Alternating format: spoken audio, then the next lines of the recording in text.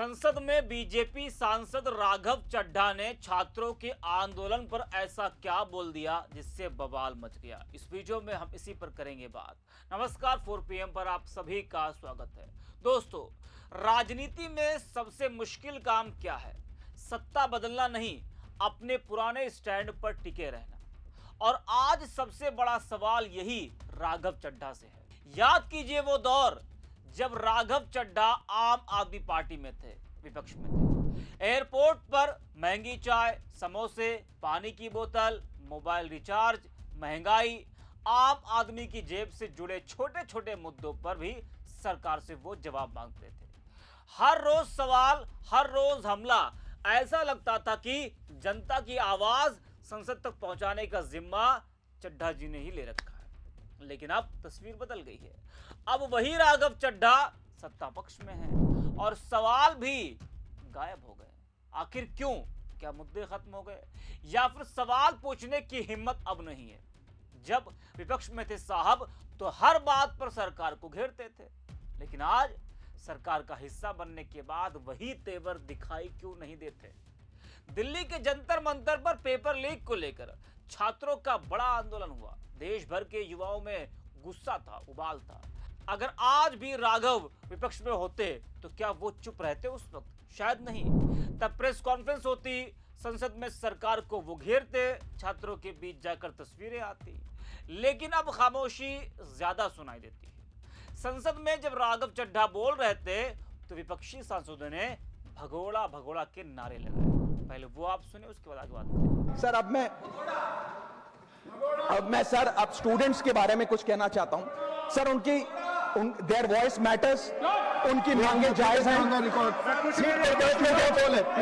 Sir, students द्वारा protest करना, सवाल पूछना, डिमांड रेस करना, कोर्ट जाना, पीसफुल मार्च निकालना, ये सब उनका संवैधानिक अधिकार है और ये करना भी चाहिए।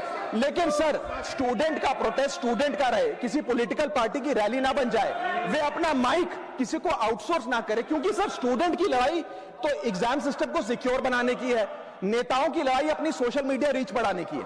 सुना आपने, जब राघव चड्ढा बोलने के लिए खड़े हुए तो कैसे उनको विपक्ष के विरोध का सामना करना पड़ा।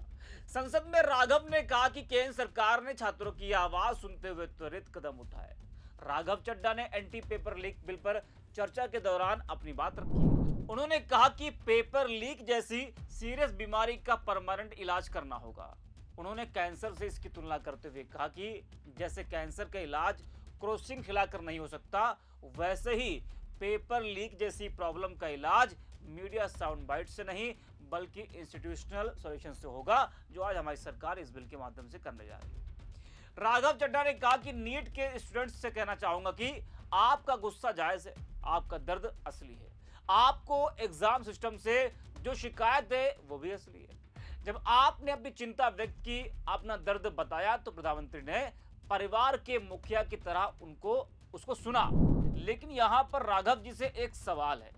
आप कह रहे हैं ना कि छात्रों का गुस्सा जायज है और पीएम नरेंद्र मोदी ने परिवार के मुखिया की तरह उसको सुना, तो फिर आप जो है जंतर मंतर क्यों नहीं गए?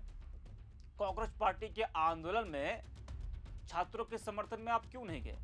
जब आपको छात्रों से इतना लगाव है, जब आप कह रहे हैं कि छात्रों का गुस्सा जायज है, तो आपको जाना चाहिए था वहां पे, उनकी बातों को सुनना चाहिए था। लेकिन नहीं, आप नहीं गए। और वजह क्या है वो सभी जानते हैं। दोस्तों, भाई सोशल मीडिया पर लोग राघव चड्ढा को जमकर सुना रहे हैं। कई लोग कह रहे हैं कि जो नेता कभी हर छोटे बड़े मुद्दे पर सरकार से सवाल पूछता था, आज वही सत्ता में आते ही सवाल पूछना भूल गया। कुछ लोग उन्हें उनके पुराने भाषण भी याद दिला रहे हैं, तो कुछ कह रहे हैं कि विपक्ष में रहते हुए और सत्ता में आने के बाद उनके तेवर पूरी तरह बदल गए हैं। राकेश नाम के यूजर लिखते हैं कि राघव चड्ढा की सच्चाई, जब आप में था तो रोज सवाल पूछता था, सरकार की रेट क्या है, कितने में बिकोगे। अब बीजेपी में आया तो सवाल बंद, क्योंकि अब वो खुद बिके हुए माल बन चुका है। सॉल्यूशन नहीं, जवाब चाहिए भाई, पर बीजेपी में जवाब देने वाले नहीं, खरीदने वाले बैठे। मुख्तार शेख लिखते हैं कि नेताओं की कोई विचारधारा नहीं होती, जनता ही बेवकूफ है जो इनके चक्कर में लड़ती है। ये वही राघव चड्ढा है जो अब से कुछ महीने पहले बीजेपी के खिलाफ बोलते थे और आज बीजेपी की तरफ से बोल रहा है। पल में माशा पल में तोला, ऐसे ही सैनी घोष, वो भी बीजेपी के खिलाफ बोलती थी, आज खुद बीजेपी के साथ। तो सोशल मीडिया पर राघव को तीखी प्रतिक्रियाओं का सामना करना पड़ रहा है। अब आप राघव चड्ढा का वो बयान सुनिए, फिर आगे बात करें। कहना चाहूंगा, जो पिछले कुछ समय से मुझे कह रहे थे कि राघव आप नीट के इशू पर कब बोलोगे, आपको हम सुनना चाहते हैं। मैं बड़ी हम्बली कहना चाहता हूं सर, जब मैं ऑपोजिशन में बैठता था तब सवाल मेरा हथियार था। आज मैं ट्रेजरी बेंचेस पर बैठता हूं, आज सोल्यूशन मेरी जिम्मेदारी है।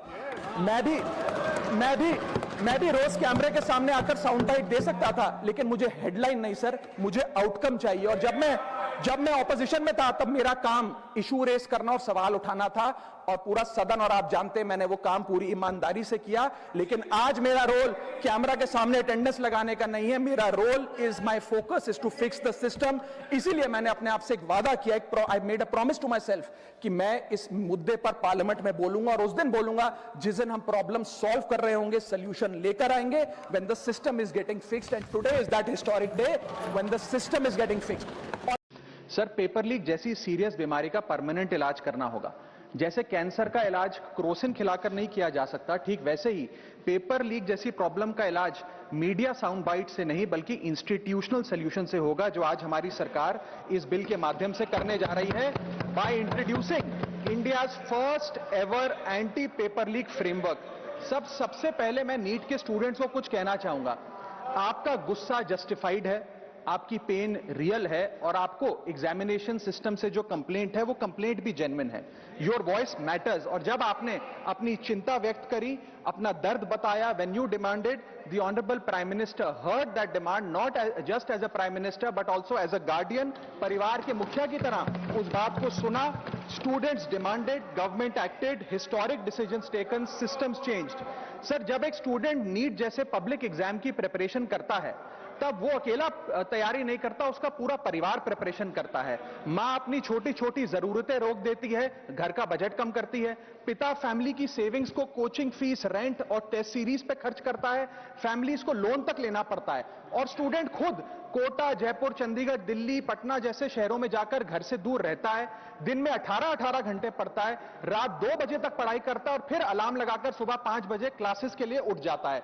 परिवार से दूर, कोई सोशल लाइफ नहीं, कोई त्योहार फेस्टिवल नहीं, सोशल मीडिया, फ्रेंड से दूर, और अपनी स्लीप और अपनी हेल्थ से भी कॉम्प्रोमाइज करता है, क्योंकि उसे पता है कि जब वो पेपर लिखेगा तो सिर्फ पेपर नहीं, अपनी फैमिली के लिए एक बेटर फ्यूचर लिखने जा रहा है। और फिर एक दिन एग्जाम की तारीख पर उसे पता लगता है कि 3 साल से वो जिस पेपर की तैयारी कर रहा था, वो पेपर किसी ने पहले ही पैसे देकर हासिल कर लिया, पेपर लीक हो गया।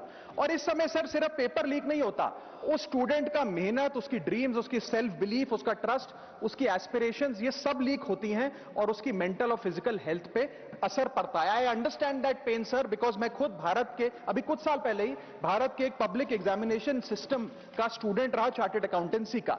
And sir, because I have spent enough time in this house critiquing the government, I have earned the right to say my next sentence with full conviction and sincerity कि जब बात students की आई, when it came to our students and the youth of India, the government heard, the government actioned and the government delivered।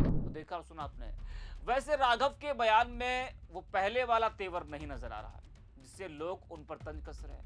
सच तो यही कि सत्ता में आने के बाद नेताओं पर दबाव पड़ता है, पार्टी लाइन होती है, जिम्मेदारियां होती हैं, लेकिन जनता यही देखती कि नेता बदल गया या नहीं। लोग उसी राघव चड्ढा को याद करते हैं जो बिना डरे सवाल पूछते थे। आज उनके शब्दों में सरकार की तारीफ ज्यादा सुनाई दे रही है और सवाल कम। राजनीति में कुर्सियां बदलती रहती हैं, लेकिन अगर आवाज बदल जाए तो सबसे ज्यादा निराश जनता ही होती है, जो आज राघव चड्ढा से है भी। इस वीडियो में इतना है। 4 PM